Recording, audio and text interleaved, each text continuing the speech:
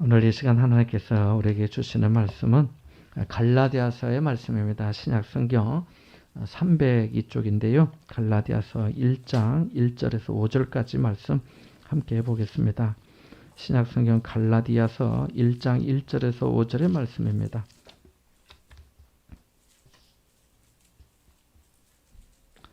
제가 가진 성경은 302쪽인데요. 신약 성경 갈라디아서 1장 1절에서 5절의 말씀 함께 보겠습니다. 시작. 사람들에게서 난 것도 아니요 사람으로 말미암은 것도 아니요 오직 예수 그리스도와 그를 죽은 자 가운데서 살리신 하나님 아버지로 말미암아 사도된 바울은 함께 있는 모든 형제와 더불어 갈라디아 여러 교회들에게 우리 하나님 아버지와 평강이 있기를 원하노라. 그리스도께서 하나님 곧 우리 아버지의 뜻을 따라 이 악한 세대에서 우리를 건지시려고 우리 죄를 대속하기 위하여 자기 몸을 주셨으니 영광이 그에게 세세토록 있을지어다. 아멘.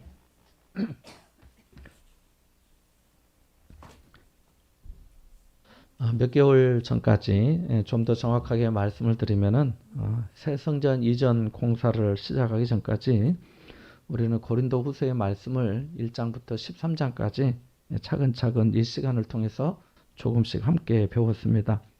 여러분이 잘 아시다시피 고린도 교회는 은혜와 은사가 참 풍부하고 많았습니다. 철학적 담론이 매일 광장 아고라에서 벌어지고 아프로디테의 우상이 만연한 도시에 복음이 전해지고 또 거기서 예수 믿는 하나님의 백성이 생겼다는 것 자체만으로도 놀라운 일이었습니다. 그런데 그런 교회의 문제와 어려움도 적지 않았습니다. 파당과 시기와 또 다툼과 또 바울의 사도직에 대한 의심과 또 심지어 예수님이 진짜 부활한 건 맞느냐라고 하는 부활에 대한 의심까지 어쩌면 현대 교회의 모든 문제가 고린도 교회 안에 있었다고 봐도 무방할 정도입니다.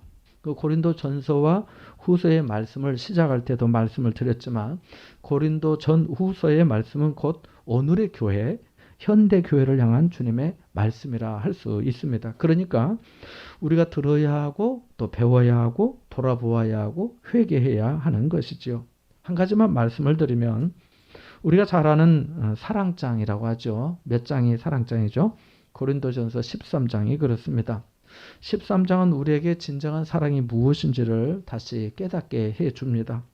사람의 방언과 천사의 말을 하고 또 내게 있는 모든 것으로 구제하고 또 내 몸을 불사르게 내어줄지라도 또 애언하는 능력과 모든 모든 비밀과 모든 지식을 알고 또 산을 옮길 만한 모든 믿음이 있다 해도 사랑이 없으면 뭐라고 하였죠? 아무것도 아니라고 합니다.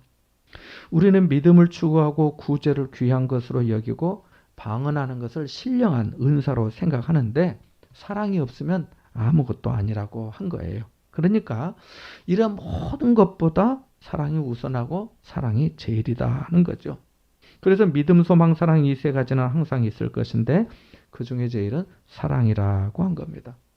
또 고린도후서 11장 12장에 보면은 바울은 자신의 약한 것을 자랑합니다.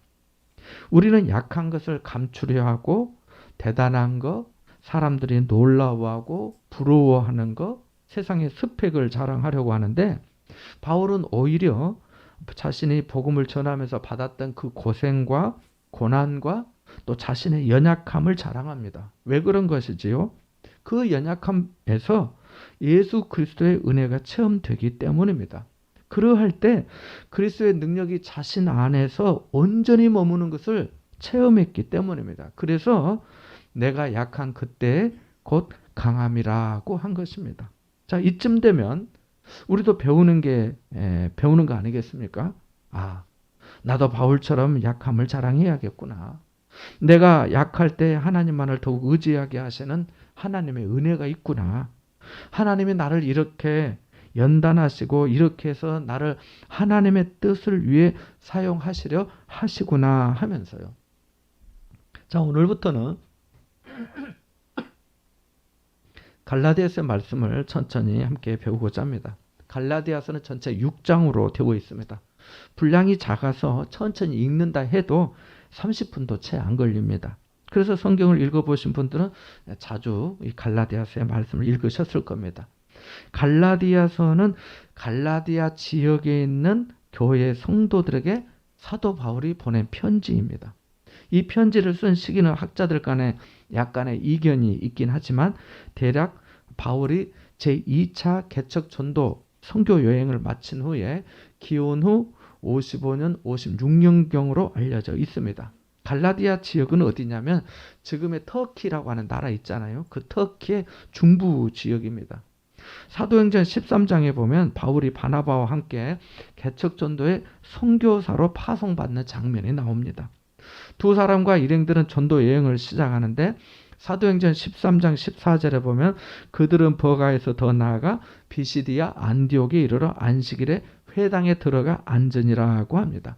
여기 비시디아 안디옥이 갈라디아 지방, 지금의 터키 중부 지역을 말합니다. 그리고 사도행전 16장 6절에 보면 성령이 아시아에서 말씀을 전하지 못하게 하시거늘 그들이 부르기아와 갈라디아 땅으로 다녀가라고 하는데 이 말씀으로도 바울 일행이 갈라디아 지역에서 복음을 전했다는 것이 확인이 됩니다.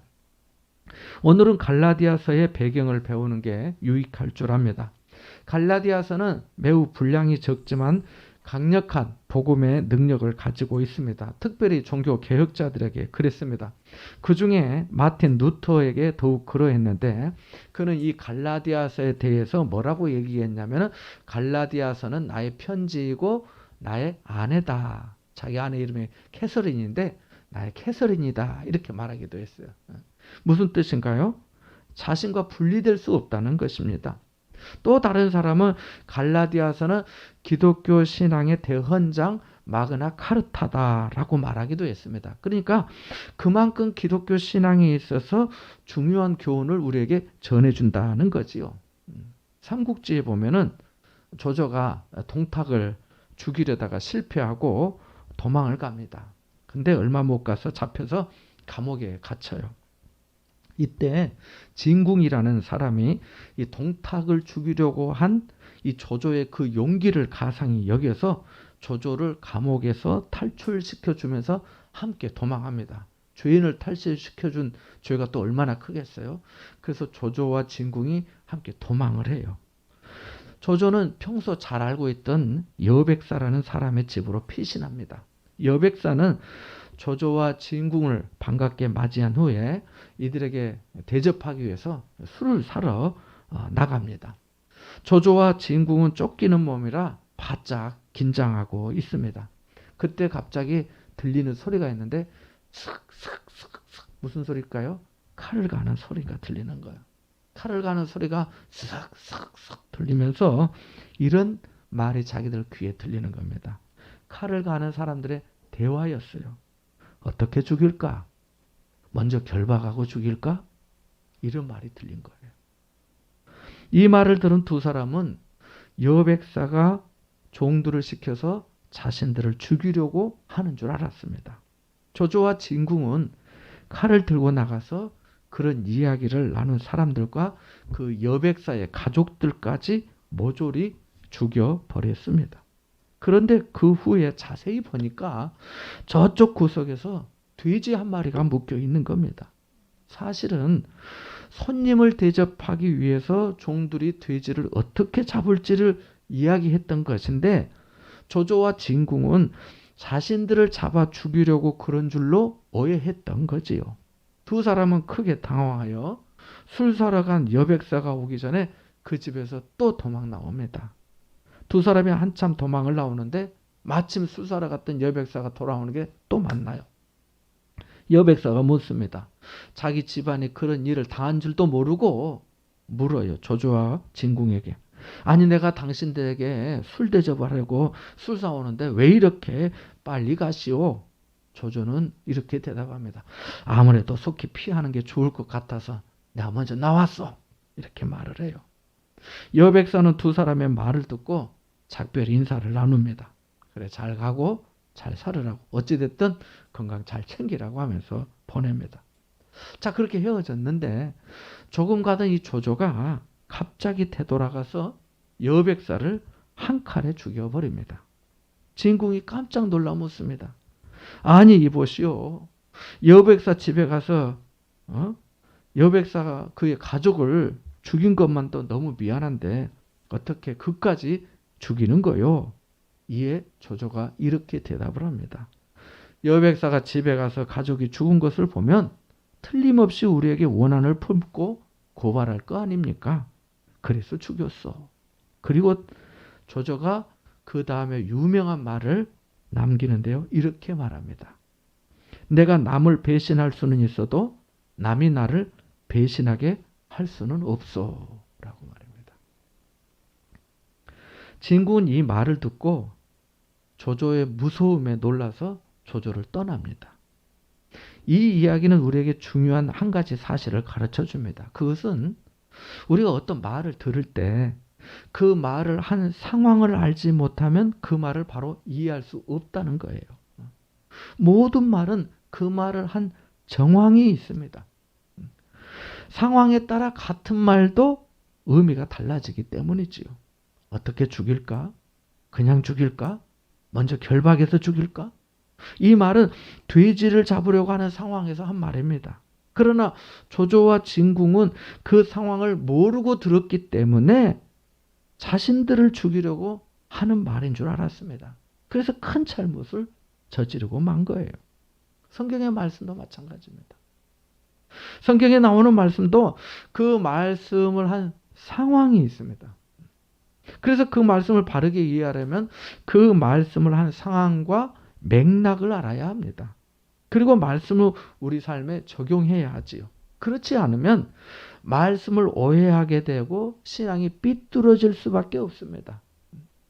갈라디아서의 말씀도 마찬가지입니다. 갈라디아서는 인간의 행위보다 믿음을 강조합니다. 그래서 믿음을 강조한 로마서와 가장 비슷한 서신으로 알려져 있습니다.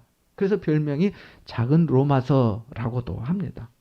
하지만 우리는 갈라디아서를 인간의 행위와 성도의 삶에는 전혀 관심 없는 그런 서신으로 받아들이면 안 됩니다. 왜냐하면 갈라디아서가 믿음을 강조한 데에는 그만한 당시의 상황이 있었기 때문입니다. 그러니까 갈라디아서의 말씀을 통해 바른 믿음을 배우고 또한 예수 믿는 성도의 삶이 어떤지를 같이 배울 수 있어야 하겠습니다. 성도의 실제적인 삶에 대해 언급한 부분이 바로 나중에 나오는 5장과 6장이거든요. 아주 강력하게 말씀하고 있습니다. 자, 이번에 이게 우리 입구에 들어오시면 이렇게 벽이라기보다도 아무래도 통유리로 돼 있고 또 현관 이렇게 출입문이 있는데 여기 시트 작업을 하면서 이렇게 출입문에 글자를 붙이는데요. 이게 상당히 정교한 작업이었습니다. 일일이 한 글자 한 글자씩 오려냈기 때문입니다. 필요 없는 부분은 버리고 필요한 부분만을 남겨야 제대로 글자가 나오게 되는 거였습니다. 믿음 생활도 다르지 않습니다. 믿음 생활에 꼭 필요하고 유익한 것은 남기고 무익하고 방해가 되는 것은 거부하고 버릴 줄 알아야 합니다. 그래야 신앙생활을 바르게 할 수 있습니다. 자, 앞서 말씀드린 대로 바울 일행은 갈라디아 지역에 최소 2번 이상 방문하여 복음을 전했습니다. 예수 그리스도를 통한 하나님의 복음을 분명히 전했고 복음을 듣고 믿기로 작정한 사람들은 한국 교회의 초기 상황처럼 큰 그 지역, 넓은 갈라디아 지역에 여러 교회를 세웠습니다. 여러 교회가 된 것이죠. 오늘 여기 말씀에도 나와 있습니다만 2절에 보니까 함께 있는 모든 형제와 더불어 갈라디아 한 교회입니까? 여러 교회들입니까? 여러 교회들에게 이렇게 말씀합니다. 그러니까 거기에 복음이 전해지고 여러 교회로 세워졌습니다. 복음이 지고 교회가 세워지니 얼마나 감사한 일입니까? 얼마나 기쁜 일입니까? 한 사람이 예수 그리스도를 믿고 그의 삶이 거듭나는 것을 보는 것만으로도 좋은데 지역에 교회들이 세워지고 날마다 구원받는 사람이 더해진다면 얼마나 더 좋겠습니까? 갈라디아 사람들은 자신들을 불러주시고 자신들을 죄에서 구원하시기 위해서 십자가에 달려 죽으셨다가 부활하신 주님의 은혜에 감사했습니다. 그들은 성령도 받았습니다. 그리고 자신들에게 복음을 전해주고 그러한 믿음으로 자라게 도와준, 양육해준 그 바울도 극진히 사랑하고 존경하였습니다. 그들이 얼마나 바울을 사랑하고 생각하였는지 갈라디아서 4장 14절 15절을 보면 알 수 있습니다. 이렇게 말씀합니다. 너희를 시험하는 것이 내 육체에 있으되 이것을 너희가 업신여기지도 아니하며 버리지도 아니하고 오직 나를 하나님의 천사와 같이 또는 그리스도 예수와 같이 영접하였도다. 너희의 복이 지금 어디 있느냐? 내가 너희에게 증언하노니 너희가 할 수만 있었더라면 너희의 눈이라도 빼어 나에게 주었으리라 라고 합니다. 이 말씀이 다른 성경에는 이렇게 기록되어 있습니다. 그리고 내 몸에는 여러분에게 시험이 될 만한 것이 있는데도 여러분은 나를 멸시하지도 않고 외면하지도 않았습니다. 여러분은 나를 하나님의 천사와 같이 그리스도 예수와 같이 영접해 주었습니다. 그때 여러분의 그 감격은 다 어디로 갔습니까? 분명히 말하지만 그때 여러분은 만일 할 수만 있었다면 눈이라도 뽑아서 나에게 주지 않았겠습니까? 그러니까 무슨 의미인가요? 갈라디아 지역의 성도들이 외모적으로 은혜가 되지 않는 바울을 하나님의 천사와 또는 예수님을 영접하는 것처럼 그렇게 진실하고 복되게 영접하고 섬겼다는 겁니다. 왜요? 사랑하고 존경했어요. 얼마나 그랬는지 자기 눈이라도 빼어줄 만큼 그랬다는 겁니다. 그런데 문제가 생긴 겁니다. 이렇게 순수하고 아름답게 신앙생활을 하고 있는데 목회자에 대해 사랑과 존경의 마음으로 섬기면서 성령의 인도하심 가운데 살아가는데 교회에 거짓 선생들이 들어온 겁니다. 그들이 들어와서 성도들의 믿음을 시험하고 흔들어 제끼는 겁니다. 아마 이렇게 말했던 것 같습니다. 그들의 말이에요. 내 말이 아니고. 여러분, 내가 이런 말까지는 하지 않으려고 했는데 어떻게 믿음으로만 구원을 받을 수 있습니까? 그렇게 쉽게 되는 것이라면 너무 쉬운 길 아닙니까? 여러분이 알고 있는 것은 잘못된 것입니다. 바울은 우리가 잘 아는데 사도라 할 수도 없는 사람입니다. 믿음으로만 구원받는 게 아니라 할례도 받아야 합니다. 할례를 받아야 완전한 구원이 됩니다. 할례도 받고 구약의 율법도 지켜야 합니다. 이것이 하나님께서 말씀하신 진정한 구원의 길입니다. 라고요.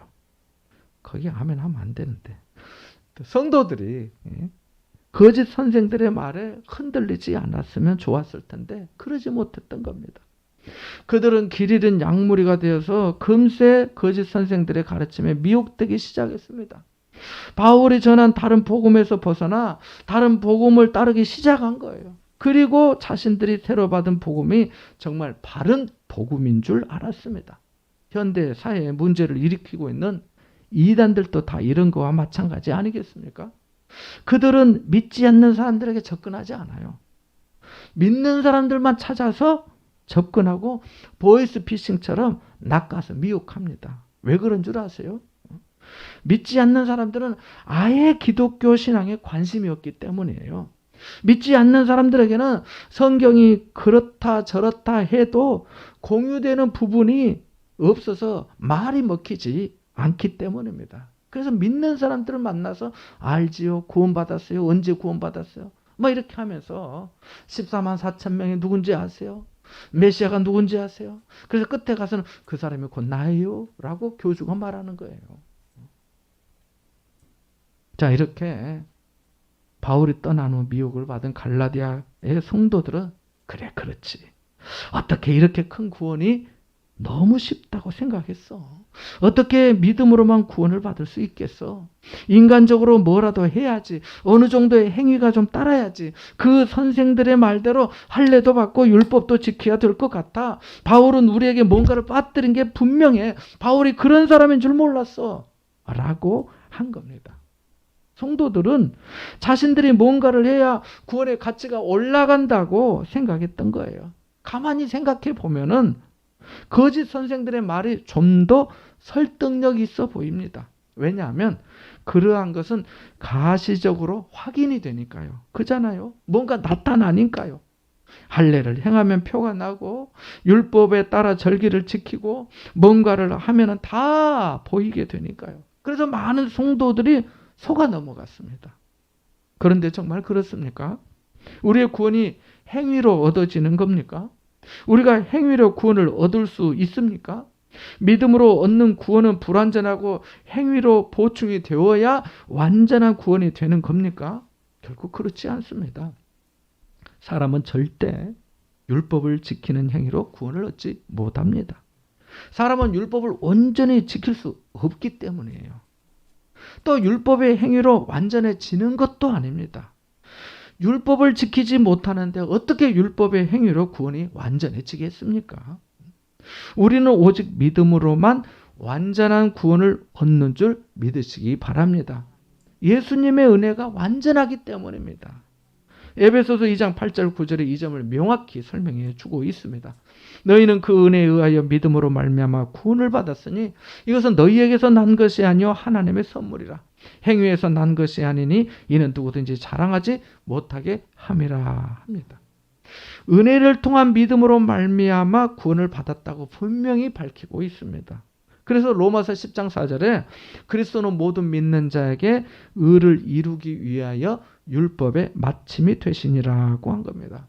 율법은 내가 행위로 완성하는 것이 아니라 예수님의 십자가 죽으심의 순종으로 완성된 줄 믿으시기 바랍니다. 이것이 우리를 향하신 하나님의 사랑이요 예수님의 은혜입니다. 그러니까 은혜로 구원받았다는 것은 곧 하나님의 사랑으로 구원받았다는 겁니다. 그러니까 두 가지가 실상은 같은 말입니다. 자, 그러면 우리가 왜 율법을 지키는 겁니까? 우리가 율법을 지키는 것은 믿음으로 구원받았기 때문입니다. 아직 구원을 받지 못해 지키려는 것이 아니에요. 하나님의 은혜와 사랑으로 구원받은 자녀가 되었기에 하나님의 뜻대로 살고 싶어지는 것입니다. 그래서 율법을 지키는 거예요. 순서를 바꾸면 안 되는 거예요. 은혜가 먼저이고 율법과 행위는 나중인 거예요. 그런데 자꾸 이 관계를 혼동하다 보니까 자기의 의, 자기 자랑, 자기 공로, 자기 행위가 불쑥불쑥 나타나는 겁니다. 은혜는 받을 만한 아무 자격이 없는 인간에게 주어야 될 아무 이유가 없는 하나님께서 베풀어 주신 겁니다. 예수 그리스도를 통해 우리에게 선물하신 거예요. 그래서 하나님의 선물이라고 한 겁니다. 우리는 율법을 지킨 만큼 구원받는 게 아닙니다. 율법을 지켜야 구원이 완성되는 것도 아닙니다. 우리는 오직 믿음으로만 완전한 구원을 받고 하나님의 자녀로 성령의 인도하심 따라 살아갈 수 있는 줄 믿습니다. 만일 예수님을 믿는 것만으로 완전한 구원을 얻지 못한다면 예수님의 십자가는 완전한 구원의 길이 아닌 것입니다. 그잖아요. 예수님만 믿으면 구원을 얻는다 했는데 예수님만 믿어서 구원을 얻지 못한다면 예수님의 십자가는 완전한 구원의 길이 아닌 것이죠. 이것은 예수님이 완전한 구원을 이루지 못했다는 뜻이 되니까요.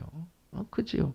만약 그렇다면 예수님은 구원의 기초만 닦으셨고 나머지는 우리가 뭔가를 보충해야 된다는 거가 됩니다. 우리가 무엇으로 보충할 수 있겠습니까? 교회 높은 종탑까지 하루에 100번씩 오르락 내리락 하면서 기도하면 구원이 완성되는 겁니까? 날마다 거지 5명에게 먹을 양식을 주면 구원이 완성되는 겁니까? 성경을 수백 번 읽어야만 구원이 완성되는 겁니까? 헌금을 최소한 어느 정도 해야 구원이 완성되는 겁니까? 아닙니다. No.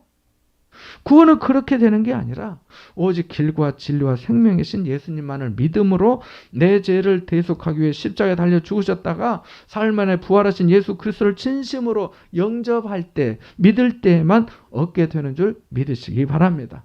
내가 진실로 너희에게 이르노니 내 말을 듣고 또 나 보내신 이를 믿는 자는 영생을 얻었고 심판에 이르지 아니하나니 사망에서 생명으로 옮겼느니라고 요한복음 5장 24절에 말씀하신 그대로인 줄 믿으시기 바랍니다.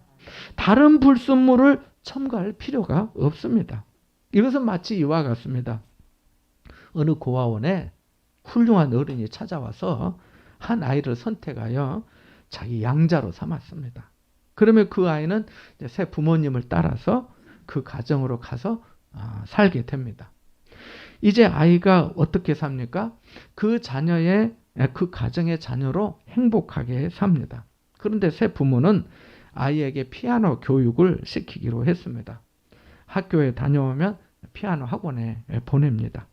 이 경우 아이가 피아노를 잘 치지 못하면 자녀가 아닙니까? 야, 내가 너한테 피아노 학원비까지 줘서 피아노 가르치는데 네가 피아노를 못 쳐? 이거밖에 못해? 너는 내 자식 아니야. 이렇게 되는 거예요? 아니잖아요. 피아노를 잘하든 못하든 피아노 학원을 심지어 가든 안 가든 그 아이는 이미 그 가정의 자녀인 거예요. 그잖아요. 피아노는 자녀가 되었기 때문에 배우는 것이지 자녀가 되기 위한 자격 조건은 아닙니다. 피아노 배우는 게 해로운 일인가요? 축복이지요. 그런 기회를 얻게 되었으니까. 반면에 한편 고아원의 다른 아이들은 이 아이가 좋은 집에 양자로 간 것을 부러워했습니다. 자기들도 그런 집에 양자로 가고 싶었어요. 그러던 중에 이 아이가 피아노를 배운다고 들었습니다. 그래서 몇몇 아이들이 피아노를 따라 배우기 시작했습니다. 그러면 고아원에 있는 아이들이 열심히 피아노를 배운다고 좋은 집에 양자가 될 수 있는 겁니까? 아니지요. 양자는 부모가 와서 선택해 주어야만 됩니다. 그래, 너 우리 집 가서 나랑 같이 살자. 내가 이제부터 네 엄마 아빠 할게. 너는 우리 아이야? 우리 딸이고 우리 아들인 거야? 이렇게 해야 되는 거예요. 예수 믿는 것도 이와 비슷합니다. 우리가 구원을 받는 것은 하나님이 예수님을 통해 주신 은혜를 믿음으로 받아들이면 되는 겁니다. 오늘 1절에 보면 사람들에게서 난 것도 아니요 사람으로 말미암은 것도 아니라고 합니다. 신약 성경 중에 사도 바울이 쓴 13권 중에 이렇게 시작되는 서신은 이 갈라디아서밖에 없습니다. 바울은 지금 갈라디아 지역의 성도들이 바른 복음에서 다른 복음에 빠진 것에 대해 격앙된 겁니다. 바울은 자신의 사도직이 사람들에게서 난 것도 아니고 사람으로 말미암은 것도 아니라고 합니다. 1절에 보면 예수 그리스도와 그를 죽은 자 가운데서 살리신 하나님 아버지로 말미암아 사도가 되었다고 합니다. 사랑하는 여러분, 우리가 받은 구원의 은혜도 마찬가지입니다. 우리가 무엇을 해서 구원받는 게 아니에요. 우리가 하나님의 말씀과 율법에 따라 십계명을 지키고 서로 사랑하고 예배하며 교회를 섬기는 것은 하나님의 자녀로 부름받은 은혜가 너무 크고 감사하여 하나님의 뜻대로 살고 싶어지는 그 마음에서 그렇게 하는 겁니다. 그래서 성도의 섬김과 충성이 아름답고 은혜롭고 멋진 거예요. 자원하는 마음이 없으면 안 되기 때문입니다. 억지로 어떻게 해요? 안 그렇습니까? 예수님과 함께 십자가에 달렸지만 구원받은 우편 강도를 생각해 보십시오. 그는 주님에게 당신의 나라에 임하실 때 나를 생각해 주십시오. 나를 좀 기억해 주십시오. 라고 요청하였고 그는 오늘 네가 나와 함께 낙원에 있으리라는 주님의 대답을 들었습니다. 그가 예수님을 만나고 무엇 하나 한 것도 없지만 그는 구원을 받았습니다. 우리도 마찬가지입니다. 신앙생활하면서 어느 순간 우리의 어떤 자격이나 공로나 행위를 의지하려는 것이 보일 수 있는데 그때마다 우리는 속으로 이렇게 말해야 합니다. 내가 하나님의 크신 은혜로 구원을 받았지. 내가 이렇게 섬기고 봉사할 수 있는 것도 모두 하나님의 은혜지. 이것이 내게 주신 축복이지. 사람들에게서 난 것이 아니라 오직 하나님께로부터 온 구원이야. 이렇게 말할 수 있기를 바랍니다. 그러면요. 더 겸손해지고 더 감사하게 되고요. 더 기쁘고 평안한 삶이 될 줄 믿습니다. 이와 같은 은혜가 여러분과 함께 하시기를 축원합니다. 잠시 말씀을 묵상하겠습니다.